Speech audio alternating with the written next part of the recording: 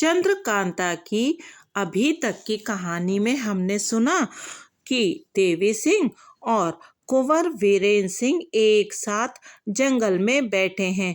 तेज सिंह राजकुमारी की खोज में फिर से चुनारगढ़ गए हैं, लेकिन देवी सिंह को चकमा देकर कोई कुंवर वीरेंद्र सिंह को उड़ा ले गया। चलिए सुनते हैं आगे की कथा। बयान 9। तेज सिंह पहरे वाले सिपाही की सूरत में किले के दरवाजे पर पहुंचे। कई सिपाहियों ने, जो सवेरा हो जाने के सबब जाग उठे थे, तेज सिंह की तरफ देखकर कहा, जयराम सिंह, तुम कहाँ चले गए थे? यहाँ पहरे में गड़बड़ पड़ गया। बद्रीनाथ जी अय्यार पहरे की जांच करने आए थे। तुम्हारे कहीं चले जाने का हाल सुनकर बहुत खफा हुए और तुम्हारा पता लगाने के लिए आप ही कहीं गए हैं, अभी तक नहीं आए। तुम्हारे सबब से हम लोगों की भी खिंचाई हुई। जयराम सिंह, मेरी तबीयत खराब हो गई थी, हाजत मालूम हुई, इसी सबब से मैदान चला गया। वहाँ कई दस्त आए जिसमें देर हो गई और फिर भी कुछ पेट में गड़बड़ मालूम पड़ता है। भाई, जान है तो जहान है, चाहे कोई रंज हो या खुश हो, यह जरूरत तो रोकी नहीं जाती। मैं फिर जाता हूँ और अभी आता हूँ। यह कहकर नकली जयराम सिंह तुरंत वहाँ से चलता बना। पहरे वालों से बातचीत करके तेज सिंह ने सुन लिया बद्रीनाथ यहाँ आए थे और उनकी खोज में गए हैं। इससे वे होशियार हो गए। सोचा कि अगर हमारे यहाँ होते, बद्रीनाथ लौट आएंगे तो जरूर पहचान जाएंगे। इससे यहाँ ठहरना मुनासिब नहीं। आखिर थोड़ी दूर जाकर एक भिखमंगे की सूरत बना सड़क किनारे बैठ गए और बद्रीनाथ के आने की राह देखने लगे। थोड़ी देर गुजरी थी कि दूर से बद्रीनाथ आते दिखाई पड़े। पीछे पीछे पीठ पर गट्ठर लादे नाजिम था, जिसके पीछे वह सिपाही भी था जिसकी सूरत बना तेज सिंह आए थे। तेज सिंह इस ठाट से बद्रीनाथ को आते देख चकरा गए। जी में सोचने लगे कि ढंग बुरे नजर आते हैं। इस सिपाही को जो पीछे पीछे चला आता है, मैं पेड़ के साथ बांध आया था। उसी जगह कुमार और देवी सिंह भी थे। बिना कुछ उपद्रव मचाए इस सिपाही को ये लोग नहीं पा सकते थे। जरूर कुछ न कुछ बखेड़ा हुआ है। जरूर उस गट्ठर में जो नाजिम की पीठ पर है कुमार होंगे या देवी सिंह। मगर इस वक्त बोलने का मौका नहीं, क्योंकि यहाँ सिवा इन लोगों के हमारी मदद करने वाला कोई ना होगा। यह सोचकर तेज सिंह चुपचाप उसी जगह बैठे रहे। जब ये लोग गट्ठर लिए किले के अंदर चले गए, तब उठकर उस तरफ का रास्ता लिया जहां कुमार और देवी सिंह को छोड़ आए थे। देवी सिंह उसी जगह पत्थर पर उदास बैठे कुछ सोच रहे थे कि तेज सिंह आ पहुंचे। देखते ही देवी सिंह दौड़कर पैरों पर गिर पड़े और गुस्से भरी आवाज में बोले, गुरुजी, कुमार तो दुश्मनों के हाथ पड़ गए। तेज सिंह पत्थर पर बैठ गए और बोले, खैर, खुलासा हाल कहो, क्या हुआ? देवी सिंह ने जो कुछ पीता था सब हाल कह सुनाए।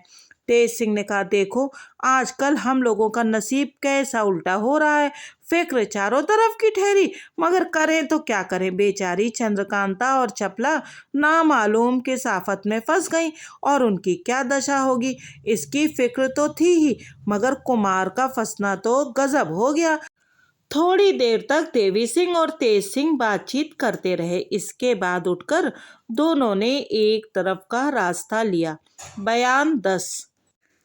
चुनारगढ़ के किले के अंदर महाराज शिवदत्त के खास महल में एक कोठरी के अंदर, जिसमें लोहे के छड़दार किवाड़ लगे हुए थे, हाथों में हथकड़ी, पैरों में बेड़ी पड़ी हुई, दरवाजे के सहारे उदास मुख वीरेंद्र सिंह बैठे हैं। पहरे पर कई औरतें कमर में छुरा बांधे टहल रही हैं। कुमार धीरे धीरे भुनभुना रहे हैं, हाय, चंद्रकांता का पता लगा भी तो किसी काम का नहीं। भला पहले तो यह मालूम हो गया था कि शिवदत्त चुरा ले गया, मगर अब क्या कहा जाए। हाय चंद्रकांता, तू कहाँ है? मुझको बेड़ी और यह कैद कुछ तकलीफ नहीं देती। तेरा लापता हो जाना खटक रहा है। हाय, अगर मुझको इस बात का यकीन हो जाए कि तू सही सलामत है और अपने माँ बाप के पास पहुँच गई, तो इसी कैद में भूखे प्यासे मर जाना मेरे लिए खुशी की बात होती, मगर जब तक तेरा पता नहीं लगता जिंदगी बुरी मालूम होती है। हाय तेरी क्या दशा होगी, मैं कहाँ ढूंढूं। यह हथकड़ी बेड़ी इस वक्त मेरे साथ कटे पर नमक का काम कर रही है। हाय क्या अच्छी बात होती अगर इस वक्त कुमारी की खोज में जंगल जंगल मारा मारा फिरता, पैरों में कांटे गड़े होते, खून निकलता होता, भूख प्यास लगने पर भी खाना पीना छोड़कर उसी का पता लगाने की फिक्र होती। हे ईश्वर तूने कुछ न किया, भला मेरी हिम्मत को तो देखा होता कि इश्क की राह में कैसा मजबूत हूँ। तूने तो मेरे हाथ पैर ही जकड़ डाले। हाय जिसको पैदा करके तूने हर तरह का सुख दिया, उसका दिल दुखाने और उसको खराब करने में तुझे क्या मजा मिलता है। ऐसी ऐसी बातें करते हुए कुंवर वीरेंद्र सिंह की आंखों से आंसू जारी थे और लंबी लंबी सांसें ले रहे थे। आधी रात के लगभग जा चुकी थी। जिस कोठरी में कुमार कैद थे उसके सामने सजे हुए दालान में 4-5 शीशे जल रहे थे। कुमार का जी जब बहुत घबराया, सिर उठाकर उस तरफ देखने लगे। एक बारगी 5-7 लड़कियां एक तरफ से निकल आईं और हांडी ढोल दीवार गिर झाड़ बैठक कंवल मृदंगी वगैरह शीशों को जलाया, जिनकी रोशनी से एकदम दिन सा हो गया। इसके बाद दालान के बीचों बीच बेशकीमती गद्दी बिछाई गई और तब सब लड़कियां खड़ी होकर एक टक दरवाजे की तरफ देखने लगी, मानो किसी के आने का इंतजार कर रही हैं। कुमार बड़े गौर से देख रहे थे, क्योंकि इनको इस बात का बड़ा ताज्जुब था कि वे महल के अंदर जहां मर्दों की बू तक नहीं जा सकती, क्यों कैद किए गए। और इसमें महाराज शिवदत्त ने क्या फायदा सोचा। थोड़ी देर बाद महाराज शिवदत्त अजब ठाठ से आते दिखाई पड़े, जिसको देखते ही वीरेंद्र सिंह चौंक पड़े। अजब हालत हो गई, एक टक देखने लगे। देखा कि महाराज शिवदत्त के दाहिनी तरफ चंद्रकांता और बाईं तरफ चपला, दोनों के हाथों में हाथ दिए धीरे धीरे आकर उस गद्दी पर बैठ गए जो बीच में बिछी हुई थी। चंद्रकांता और चपला भी दोनों सटकर महाराज के पास बैठ गईं। चंद्रकांता और कुमार का साथ तो लड़कपन ही से था, मगर आज चंद्रकांता की खूबसूरती और नजाकत जितनी बड़ी चढ़ी थी, इससे पहले कुमार ने कभी नहीं देखी थी। सामने पान दान इत्र दान वगैरह सब सामान ऐश का रखा हुआ था। यह देख कुमार की आंखों में खून उतर आया। जी में सोचने लगे, यह क्या हो गया। चंद्रकांता इस तरह खुशी खुशी शिवदत्त की बगल में बैठी हुई हाव भाव कर रही है, यह क्या मामला है। क्या मेरी मोहब्बत एकदम उसके दिल से जाती रही, साथ ही माँ बाप की मोहब्बत भी बिल्कुल उड़ गई, जिससे मेरे सामने उसकी यह कैफियत है। क्या वह यह नहीं जानती कि उसके सामने ही मैं इस कोठरी में कैदियों की तरह पड़ा हुआ हूँ। जरूर जानती है। वह देखो मेरी तरफ तिरछी आंखों से देख मुंह बिचका रही है।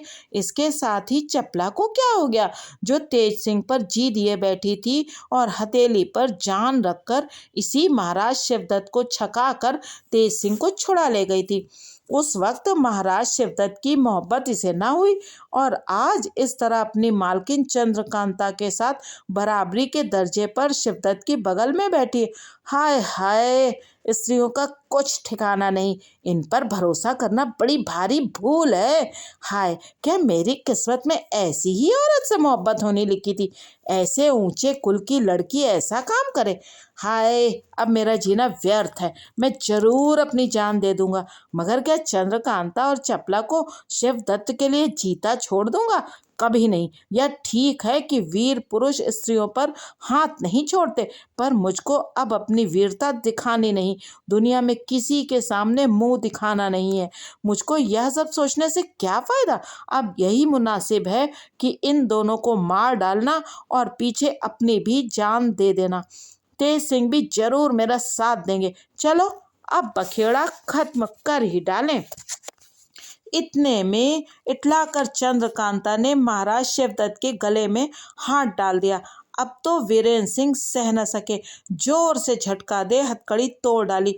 उसी जोश में एक लात सीखचे वाले दरवाजे पर भी मारी तो पल्ला गिरा और शिवदत्त के पास पहुंचे। उनके सामने जो तलवार रखी थी उसे उठा लिया और खींच के एक हाथ चंद्रकांता पर ऐसा चलाया कि खट से सर अलग जा गिरा और धड़ तड़पने लगा। जब तक महाराज शिवदत्त संभले तब तक चपला के भी 2 टुकड़े कर दिए, मगर महाराज शिवदत्त पर वार न किया। महाराज शिवदत्त संभल कर उठ खड़े हुए। यकायक इस तरह कुमार की ताकत और तेजी देख सकते में आ गए। मुंह से आवाज तक न निकली। जवां मर्दी हवा खाने चली गई। सामने खड़े होकर कुमार का मुंह देखने लगे। कुंवर वीरेंद्र सिंह खून भरी नंगी तलवार लिए खड़े थे कि तेज सिंह और देवी सिंह धम से सामने आ मौजूद हुए। तेज सिंह ने आवाज दी, वाह शाबाश, खूब दिल को संभाला। यह कहकर छट से महाराज शिवदत्त के गले में कमन डाल छटका दिया। शिवदत्त की हालत पहले ही से खराब हो रही थी। कमन से गला घोटते ही जमीन पर गिर पड़े। देवी सिंह ने छट कट्ठर बांधकर पीठ पर लाद लिया। तेज सिंह ने कुमार की तरफ देखकर कहा, मेरे साथ साथ चले आइए, अभी कोई दूसरी बात मत कीजिए। इस वक्त जो हालत आपकी है मैं खूब जानता हूँ। इस वक्त सिवा दासियों के कोई मर्द वहां पर नहीं था। इस तरह का खून खराबा देखकर कई तो बदहोशो हवास हो गई। बाकी जो थी उन्होंने चू तक न किया, एक टक देखती ही रह गई और ये लोग चलते बने। बयान 11। कुमार का मिजाज बदल गया। वे बातें जो उनमें पहले थीं अब बिल्कुल न रहीं। माँ बाप की फिक्र, विजयगढ़ का ख्याल, लड़ाई की धुन, तेज सिंह की दोस्ती, चंद्रकांता और चपला के मरते ही सब जाती रहीं। किले से ये तीनों बाहर आए। आगे शिवदत्त की गठरी लिए देवी सिंह और उनके पीछे कुमार को बीच में लिए तेज सिंह चले जाते थे। कुंवर वीरेंद्र सिंह को इसका कुछ भी ख्याल न था कि वे कहाँ जा रहे हैं। दिन चढ़ते चढ़ते ये लोग बहुत दूर एक घने जंगल में जा पहुंचे, जहां तेज सिंह के कहने से देवी सिंह ने महाराज शिवदत्त की गठरी जमीन पर रख दी और अपनी चादर में से एक पत्थर खूब झाड़कर कुमार को बैठने के लिए कहा, मगर वे खड़े ही रहे, सिवा जमीन देखने के कुछ भी न बोले। कुमार की ऐसी दशा देखकर तेज सिंह बहुत घबराए। जी में सोचने लगे कि अब इनकी जिंदगी कैसे रहेगी। अजब हालत हो रही है। चेहरे पर मुर्दनी छा रही है। तनो बदन की सुध नहीं, बल्कि पलके नीचे को बिल्कुल नहीं गिरती। आंखों की पुतलियां जमीन देख रही हैं, जरा भी इधर उधर नहीं हटती। यह क्या हो गया? क्या चंद्रकांता के साथ ही इनका भी दम निकल गया? ये खड़े क्यों हैं? तेज सिंह ने कुमार का हाथ पकड़कर बैठने के लिए जोर दिया, मगर घुटना बिल्कुल न मुड़ा। धम से जमीन पर गिर पड़े। सर फूट गया, खून निकलने लगा, मगर पलकें उसी तरह खुली की खुली, पुतलियां ठहरी हुई सांसें रुक रुक कर निकलने लगी। अब तेज सिंह कुमार की जिंदगी से बिल्कुल नाउम्मीद हो गए। रोकने से तबीयत न रुकी, जोर से पुकार कर रोने लगे। इस हालत को देख देवी सिंह की भी छाती फटी। रोने में तेज सिंह भी शरीक हुए। तेज सिंह पुकार पुकार कर कहने लगे, हाय कुमार, क्या सचमुच अब तुमने दुनिया छोड़ ही दी? हाय, ना मालूम वह कौन सी बुरी सायत थी कि कुमारी चंद्रकांता की मोहब्बत तुम्हारे दिल में पैदा हुई, जिसका नतीजा ऐसा बुरा हुआ। अब मालूम हुआ कि तुम्हारी जिंदगी इतनी ही थी। तेज सिंह इस तरह की बातें कहकर रो रहे थे। इतने में एक तरफ से आवाज आई, नहीं, कुमार की उम्र कम नहीं है, बल्कि बहुत बड़ी है। इनको मारने वाला कोई पैदा नहीं हुआ। कुमारी चंद्रकांता की मोहब्बत बुरी सायत में नहीं हुई, बल्कि बहुत अच्छी सायत में हुई। इसका नतीजा बहुत अच्छा होगा। कुमारी से शादी तो होगी ही, इसके साथ ही चुनारगढ़ की गद्दी भी कुंवर वीरेंद्र सिंह को मिलेगी, बल्कि और भी कई राज्य इनके हाथ से फतेह होंगे। बड़े तेजस्वी और इनसे भी ज्यादा नाम पैदा करने वाले 2 वीर पुत्र चंद्रकांता के गर्भ से पैदा होंगे। क्या हुआ है जो रो रहे हो? तेज सिंह और देवी सिंह का रोना एकदम बंद हो गया। इधर उधर देखने लगे। तेज सिंह सोचने लगे कि ये है कौन? ऐसी मुर्दे को जिलाने वाली आवाज किसके मुंह से निकली? क्या कहा? कुमार को मारने वाला कौन है? कुमार के 2 पुत्र होंगे? यह कैसी बात है? कुमार का तो यहाँ दम निकला जाता है। ढूंढना चाहिए कौन है। तेज सिंह और देवी सिंह इधर उधर देखने लगे, पर कहीं कुछ पता न चला। आवाज फिर आई, इधर देखो। आवाज की सीध पर एक तरफ सिर उठाकर तेज सिंह ने देखा कि पेड़ पर से जगन्नाथ जोशी नीचे उतर रहे हैं। जगन्नाथ जोशी उतरकर तेज सिंह के सामने आए और बोले, आप हैरान मत होइए, ये बातें जो ठीक होने वाली हैं मैंने ही कही हैं। इसके सोचने की भी जरूरत नहीं कि मैं महाराज शिवदत्त का तरफदार होकर आपके हित में बातें क्यों कहने लगा। इसका सबब भी थोड़ी देर में मालूम हो जाएगा और आप मुझको अपना सच्चा दोस्त समझने लगेंगे। पहले कुमार की फिक्र कर लें, तब आपसे बातचीत हो। इसके बाद जगन्नाथ जोशी ने तेज सिंह और देवी सिंह के देखते देखते एक बूटी जिसकी तिकोनी पत्ती थी और आसमानी रंग का फूल लगा हुआ था, डंठल का रंग बिल्कुल सफेद और खुरदुरा था, उसी समय पास ही से ढूंढकर तोड़ी और हाथ में खूब मल के 2 बूंद उसके रस की कुमार की दोनों आंखों और कानों में टपका दी। बाकी जो सीठी बची उसको तालू पर रखकर अपनी चादर से एक टुकड़ा फाड़कर बांध दिया और बैठकर कुमार के आराम होने की राह देखने लगे। आधी घड़ी भी नहीं बीतने पाई थी कि कुमार की आंखों का रंग बदल गया, पलकों ने गिरकर कौड़ियों को ढक लिया, धीरे धीरे हाथ पैर भी हिलने लगे, 2-3 छींके भी आई, जिसके साथ ही कुमार होश में आकर उठ बैठे। सामने ज्योतिषी जी के साथ तेज सिंह और देवी सिंह को बैठे देखकर पूछा, क्यों, मुझको क्या हो गया था? तेज सिंह ने सब हाल कहा। कुमार ने जगन्नाथ जोशी को दंडवत किया और कहा, महाराज, आपने मेरे ऊपर क्यों कृपा की, इसका हाल जल्द कहिए, मुझको कई तरह के शक हो रहे हैं। ज्योतिषी जी ने कहा, कुमार, यह ईश्वर की माया है कि आपके साथ रहने को मेरा जी चाहता है। महाराज शिवदत्त इस लायक नहीं है कि मैं उसके साथ रहकर अपनी जान दूं। उसको आदमी की पहचान नहीं, वह गुणियों का आदर नहीं करता। उसके साथ रहना अपने गुणों की मिट्टी खराब करना है। गुणी के गुण को देखकर कभी तारीफ नहीं करता। वह बड़ा भारी मतलबी है। अगर उसका काम किसी से कुछ बिगड़ जाए तो उसकी आंखें उसकी तरफ से तुरंत बदल जाती हैं, चाहे वह कैसा ही गुणी क्यों ना हो। इसके साथ ही वह अधर्मी भी बड़ा भारी है। कोई भला आदमी ऐसे के साथ रहना पसंद नहीं करेगा। इसी से मेरा जी फट गया। मैं अगर रहूंगा तो आपके साथ रहूंगा। आप सा कदरदान मुझको कोई दिखाई नहीं देता। मैं कई दिनों से इसी फिक्र में था, मगर कोई ऐसा मौका नहीं मिलता था कि अपनी सच्चाई दिखाकर आपका साथी हो जाता, क्योंकि मैं चाहे कितनी ही बातें बनाऊं, मगर अय्यारों की तरफ से अय्यारों का जी साफ होना मुश्किल होता है। आज मुझको ऐसा मौका मिला क्योंकि आज का दिन आप पर बड़े संकट का था, जो कि महाराज शिवदत्त के धोखे और चालाकी ने आपको दिखाया। इतना कहकर ज्योतिषी जी चुप हो गए। ज्योतिषी जी की आखिरी बात ने सभी को चौंका दिया। तीनों आदमी खिसक कर उनके पास आ बैठे। तेज सिंह ने कहा, हाँ ज्योतिषी जी, जल्दी खुलासा करिए, शिवदत्त ने क्या धोखा दिया? ज्योतिषी जी ने कहा, महाराज शिवदत्त का यह कायदा है कि जब कोई भारी काम किया जाता है तो पहले मुझसे जरूर पूछता है, लेकिन चाहे राय दूं या मना करूं, करता है अपने ही मन की और धोखा भी खाता है। कई दफा पंडित बद्रीनाथ भी इन बातों से रंज हो गए कि जब अपने ही मन की करनी है तो ज्योतिषी जी से पूछने की जरूरत ही क्या है। आज रात को जो चालाकी उसने आपसे की उसके लिए भी मैंने मना किया था, मगर कुछ ना माना। आखिर नतीजा यह निकला कि घसीटा सिंह और भगवान दत्त अय्यारों की जान गई। इसका खुलासा हाल मैं तब कहूँगा जब आप इस बात का वादा कर ले कि मुझको अपना अय्यार या साथी बनाओगे। ज्योतिषी जी की बात सुनकर कुमार ने तेज सिंह की तरफ देखा। तेज सिंह ने कहा, ज्योतिषी जी, मैं बड़ी खुशी से आपको साथ रखूंगा, परंतु आपको इससे पहले अपने साफ दिल होने की कसम खानी पड़ेगी। ज्योतिषी जी ने तेज सिंह के मन से शक मिटाने के लिए जनेऊ हाथ में लेकर कसम खाई। तेज सिंह ने उठकर उन्हें गले से लगा लिया और बड़ी खुशी से अपने अय्यारों की पंगत में मिला लिया। कुमार ने अपने गले से कीमती माला निकाल ज्योतिषी जी को पहना दी। ज्योतिषी जी ने कहा, अब मुझसे सुनिए कि कुमार महल में क्यों कैद किए गए थे और जो रात को खून खराबा हुआ उसका असल भेद क्या है। जब आप लोग लश्कर से कुमारी की खोज में निकले थे तो रास्ते में बद्रीनाथ अय्यार ने आपको देख लिया था।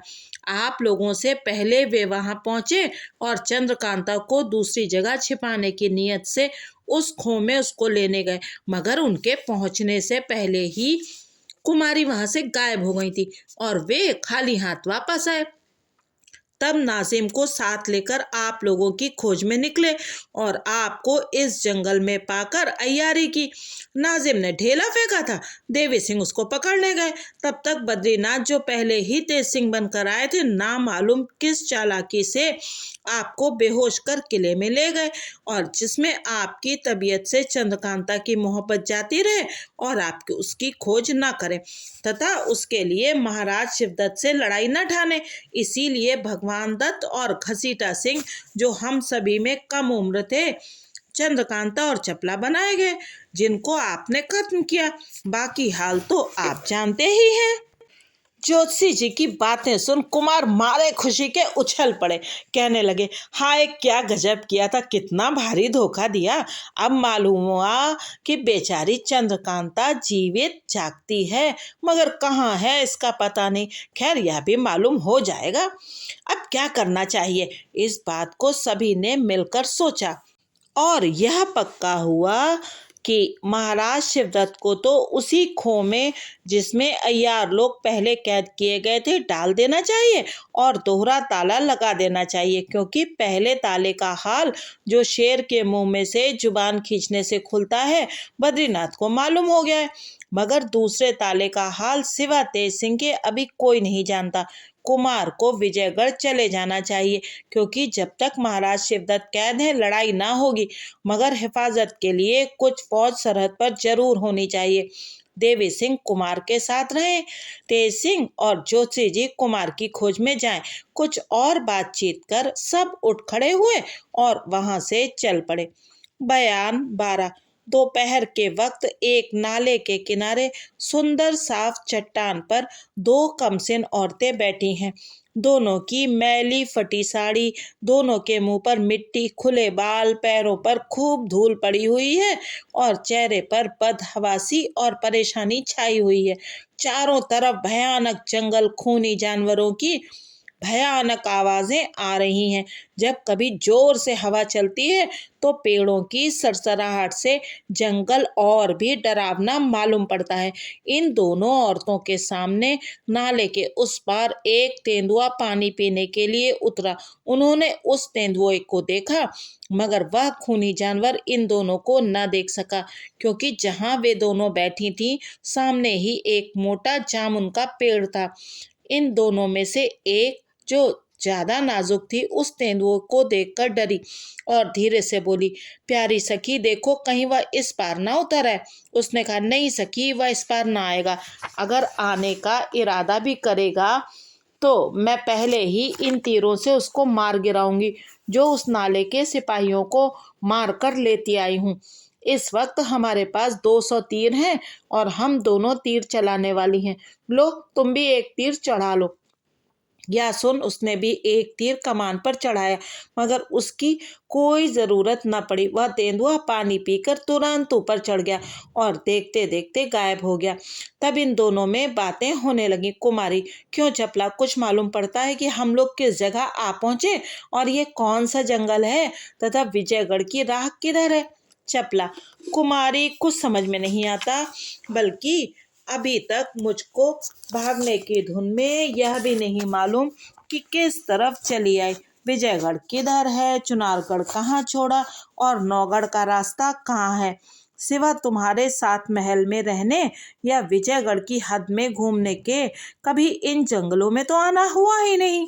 हाँ, चुनारगढ़ से सीधे विजयगढ़ का रास्ता जानती हूँ, मगर उधर मैं इस सबब से नहीं गई कि आजकल हमारे दुश्मनों का लश्कर रास्ते में पड़ा है, कहीं ऐसा न हो कि कोई देख ले। इसीलिए मैं जंगल ही जंगल दूसरी तरफ भागी। खैर देखो, ईश्वर मालिक है, कुछ न कुछ रास्ते का पता लग ही जाएगा। मेरे बटुए में से मेवा है, लो इसे खा लो और पानी पी लो, फिर देखा जाएगा। कुमारी, इसे किसी और वक्त के वास्ते रहने दो। क्या जाने हम लोगों को कितने दिन दुख भोगना पड़े। यह जंगल खूब घना है, चलो बेर मकोए तोड़कर खाएं। अच्छा तो ना मालूम पड़ेगा, मगर समय काटना है। चपला, अच्छा जैसी तुम्हारी मर्जी। चपला और चंद्रकांता दोनों वहां से उठी, नाले के ऊपर इधर उधर घूमने लगी। दिन दोपहर से ज्यादा ढल चुका था। पेड़ों की छांव में घूमती, जंगली बेरों को तोड़ती खाती वे दोनों एक टूटे फूटे उजाड़ मकान के पास पहुंची, जिसको देखने से मालूम होता था कि यह मकान जरूर किसी बड़े राजा का बनाया हुआ होगा, मगर अब टूट फूट गया है। चपला ने कुमारी चंद्रकांता से कहा, बहन तुम मकान के टूटे दरवाजे पर बैठो, मैं फल तोड़ लाऊं तो इसी जगह बैठकर दोनों खाएं। इसके बाद तब इस मकान के अंदर घुसकर देखें कि क्या है। जब तक विजयगढ़ का रास्ता ना मिले यही खंडहर हम लोगों के रहने के लिए अच्छा होगा, इसी में गुजारा करेंगे। कोई मुसाफिर या चरवाहा इधर से आ निकलेगा तो विजयगढ़ का रास्ता पूछ लेंगे और तब यहाँ से जाएंगे। कुमारी ने कहा, अच्छी बात है, मैं इसी जगह बैठती हूँ, तुम कुछ फल तोड़ो लेकिन दूर मत जाना।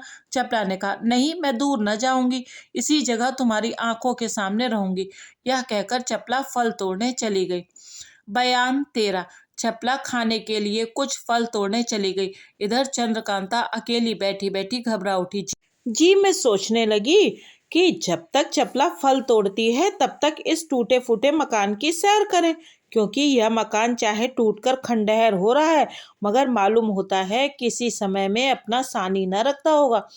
कुमारी चंद्रकांता वहां से उठकर खंडहर के अंदर गई। फाटक इस टूटे फूटे मकान का दुरुस्त और मजबूत था, यद्यपि उसमें किवाड़ न लगे थे, मगर देखने वाला यही कहेगा कि पहले इसमें लकड़ी या लोहे का फाटक जरूर लगा रहा होगा। कुमारी ने अंदर जाकर देखा कि बड़ा भारी चौखूटा मकान है। बीच की इमारत तो टूटी फूटी है मगर हाता चारों तरफ का दुरुस्त मालूम पड़ता है। वह और आगे बढ़ी, एक दालान में पहुंची जिसकी छत गिरी हुई थी पर खंबे खड़े थे। इधर उधर ईंट पत्थर के ढेर थे जिन पर धीरे धीरे पैर रखती वह आगे बढ़ी। बीच में एक मैदान दिखाई पड़ा जिसको बड़े गौर से कुमारी देखने लगी। साफ मालूम होता था कि पहले यह बाग था, क्योंकि अभी तक संगमरमर की क्यारियां बनी हुई थी। छोटी छोटी नहरें जिनसे छिड़काव का काम निकलता होगा अभी तक तैयार थीं। बहुत से फव्वारे बेमरम्मत दिखाई पड़ते थे मगर उन सभी पर मिट्टी की चादर पड़ी हुई थी। बीचों बीच उस खंडहर के एक बड़ा भारी पत्थर का बगुला बना हुआ दिखाई दिया, जिसको अच्छी तरह से देखने के लिए कुमारी उसके पास गई और उसकी सफाई और कारीगरी को देख उसके बनाने वाले की तारीफ करने लगी।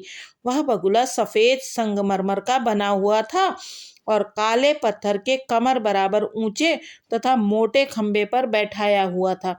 उसके पैर दिखाई नहीं दे रहे थे। यही मालूम होता था कि पेट सटाकर इस पत्थर पर बैठा है। कम से कम 15 हाथ के घेरे में उसका पेट होगा। लंबी चोंच, बाल और पर उसके ऐसी कारीगरी के साथ बनाए हुए थे कि बार बार उसके बनाने वाले कारीगर की तारीफ मुंह से निकलती थी। जी में आया कि और पास जाकर बगुले को देखे। पास गई मगर पहुंचते ही उसने मुंह खोल दिया।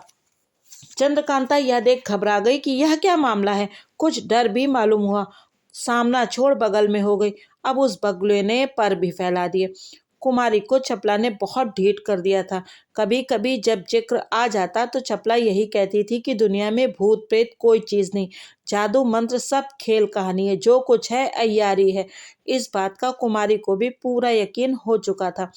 यही सबब था कि चंद्रकांता इस बगुले के मुंह खोलने और पर फैलाने से नहीं डरी। अगर किसी दूसरी ऐसी नाजुक औरत को कहीं ऐसा मौका पड़ता तो शायद उसकी जान ही निकल जाती। जब बगुले को पर फैलाते देखा तो कुमारी उसके पीछे हो गई।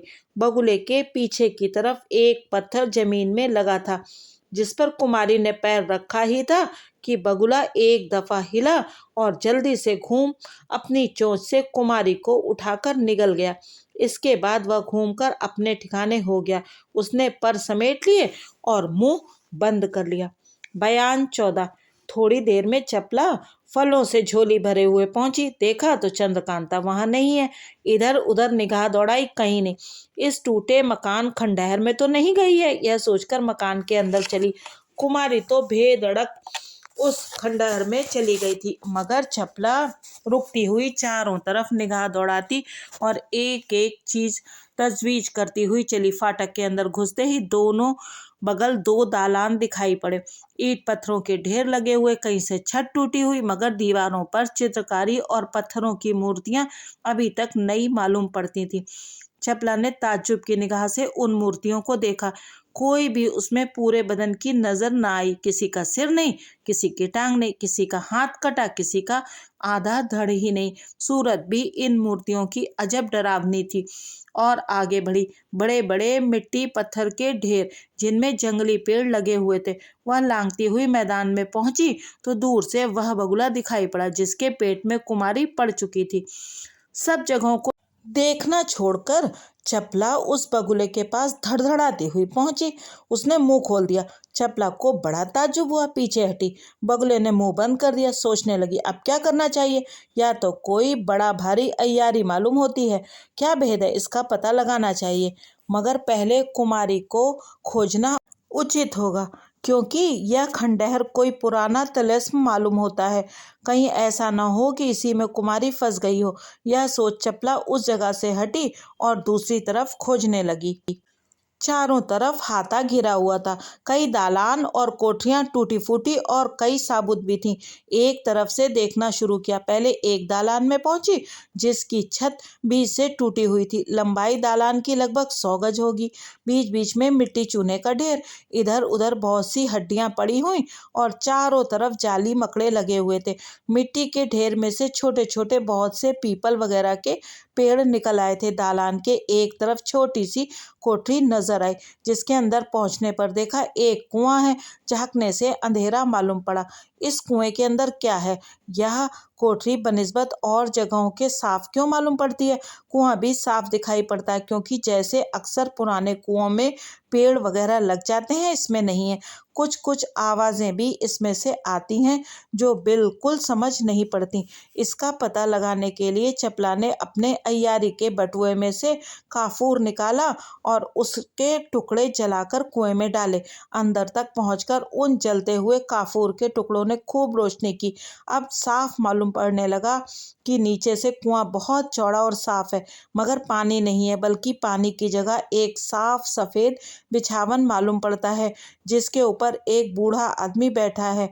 उसकी लंबी सफेद दाढ़ी लटकती हुई दिखाई पड़ती है, मगर गर्दन नीची होने के सबब से चेहरा मालूम नहीं पड़ता। सामने एक चौकी रखी हुई है जिस पर रंग बिरंगे फूल पड़े हैं।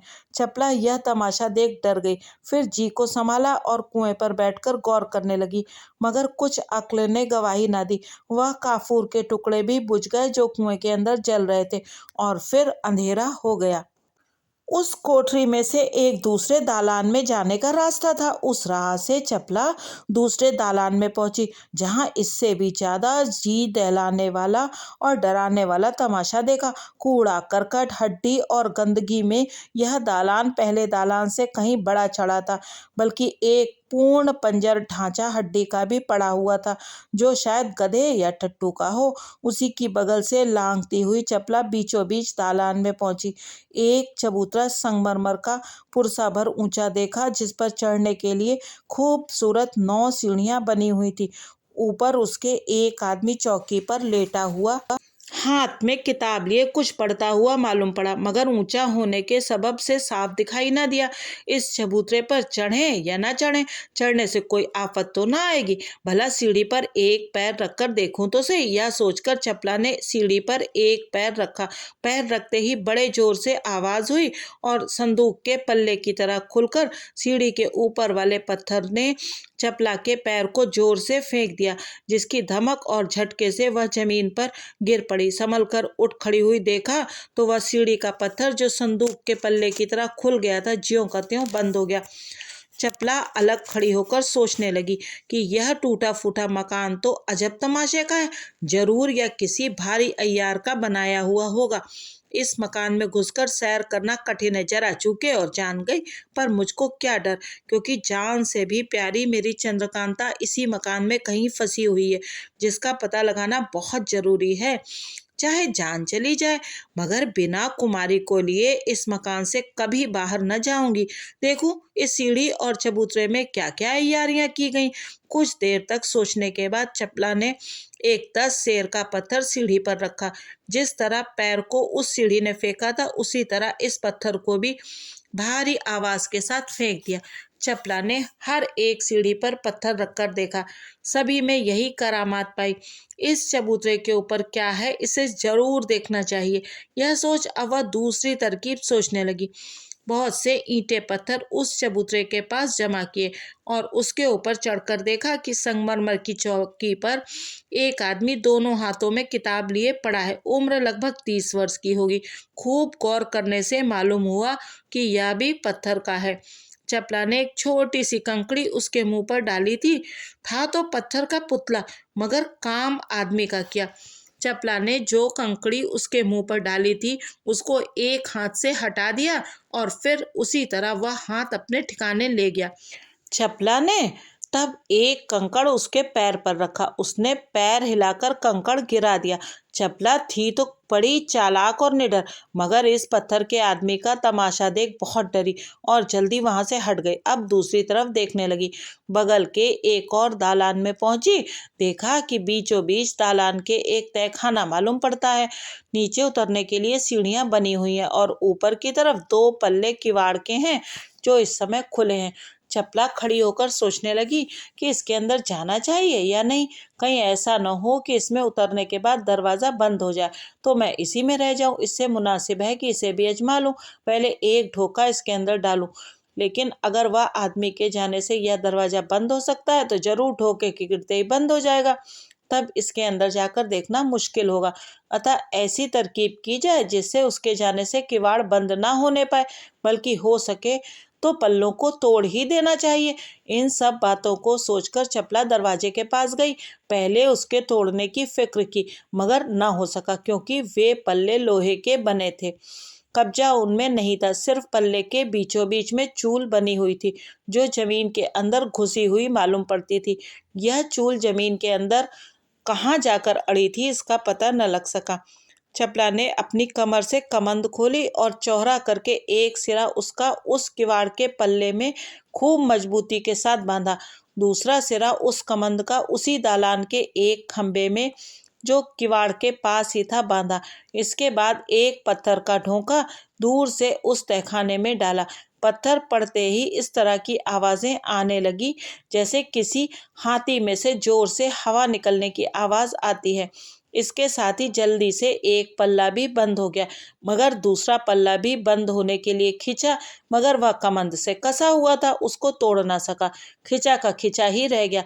चपला ने सोचा कोई हर्ज नहीं, मालूम हो गया कि यह कमंद इस पल्ले को बंद न होने देगी। अब बेखटके इसके अंदर उतरो, देखो तो क्या है। यह सोचकर चपला उस तहखाने में उतरी। आज की कथा यहीं पर समाप्त करते हैं। आगे अगले अंक में जानेंगे कि चपला और चंद्रकांता किस तिलिस्म के अंदर जा फंसी हैं और उन्हें कैद करने वाला कौन है। अगर आपको कहानी अच्छी लग रही है तो कृपया चैनल को सब्सक्राइब कीजिए और इस वीडियो को अवश्य लाइक कीजिए। बहुत बहुत धन्यवाद।